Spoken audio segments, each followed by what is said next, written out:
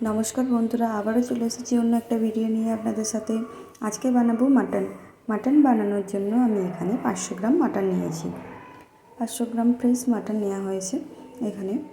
আর 6টা পেঁয়াজ সরু সরু করে কেটে নিয়েছি, একটা টমেটো কেটে নিয়েছি, শিলের মধ্যে লঙ্কা বেটে নিয়েছি, কাঁচা লঙ্কা নিয়েছি, এলাচ, লবঙ্গ, দারচিনি, তেজপাতা নিয়েছি, আদা রসুন শিলের মধ্যে বেটে নিয়েছি।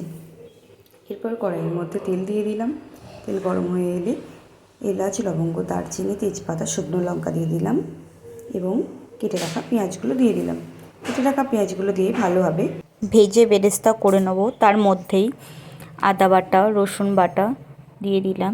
এরপর একবার নেড়ে নিলাম ভালোভাবে মশলাটা 5 মিনিট কষিয়ে নেব যাতে আদা রসুনের কাঁচা গন্ধটা চলে যায়। তারপর আবারও একবার নেড়ে নিলাম। নেড়ে নেওয়ার পর নুন, হলুদ, জিরে, ধনে দিয়ে দিলাম। দিয়ে দেওয়ার পর আবারও নেড়ে নিলাম, ভালোভাবে ফুটিয়ে নিয়েছি 5 মিনিট। মশলা থেকে তেল বেরিয়ে এসেছে। এরপর লঙ্কা ও টমেটোটা দিয়ে দিলাম। তারপরে আবারও কিছুক্ষণ ফুটিয়ে নিয়েছি। ফুটিয়ে নেওয়ার পর আবারও নেড়ে নিলাম। নেড়ে নেওয়ার পর মাংসগুলো দিয়ে দেবো। মাংসগুলো দেওয়ার পর আবার একবার নেড়ে নিতে হবে। ভালোভাবে নেড়ে নিচ্ছি। এরপর যত ভালোভাবে মাখাবেন এবং যতটা কষাবেন ততটাই টেস্ট বাড়বে মাংসটার মধ্যে। 5 মিনিট ফুটিয়ে নেব। 5 মিনিট ফুটিয়ে নেওয়ার পর দেখুন কালার চেঞ্জ হচ্ছে আস্তে আস্তে। আবার ঢাকা দিয়ে দিলাম। ঢাকা দেওয়ার পর 10 মিনিট পর খুলেছি। দেখুন আবারও মাংসের কালারটা আস্তে আস্তে চেঞ্জ হচ্ছে। আবার একবার নেড়ে নিলাম।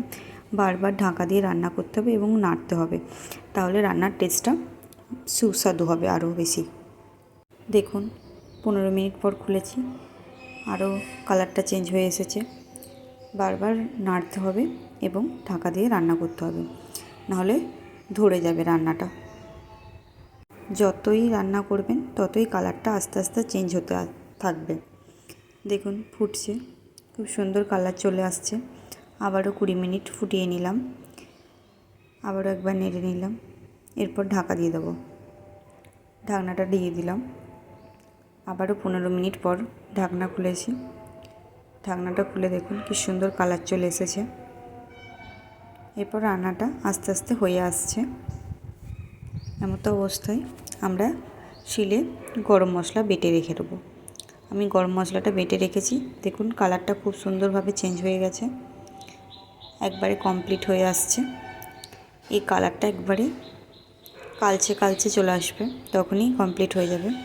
এবার ঢাকা দিয়ে দেবো। ঢাকা দিয়ে দিয়েছি এবং ঢাকা খুলে কয়েকটা কাঁচা লঙ্কা দিয়ে দিয়েছি। কাঁচা লঙ্কা দেওয়া হয়ে গেছে। এরপর বেটে রাখা গরম মশলাটাও দিয়ে দেবো। বেটে রাখা গরম মশলাটা দিয়ে দিলাম। রান্নাটা কমপ্লিট হয়ে এসেছে। এরপর ঢাকা দিয়ে আর 5 মিনিট ফুটিয়ে নিলেই হয়ে যাবে। ঢাকা দিয়ে 5 মিনিট ফুটিয়ে নিয়েছিলাম। এই যে খুব সুন্দর টেক্সচার চলে এসেছে। এরপর সার্ভ করে নেব। একটা পাত্রের মধ্যে সার্ভ করে নিয়েছি। এটা ভাত, রুটি, পোলাওয়ের সাথেও খেতে পারেন। আবারও দেখা হবে অন্য কোনো ভিডিওর সাথে। আজকের মতো এই ভিডিওটা।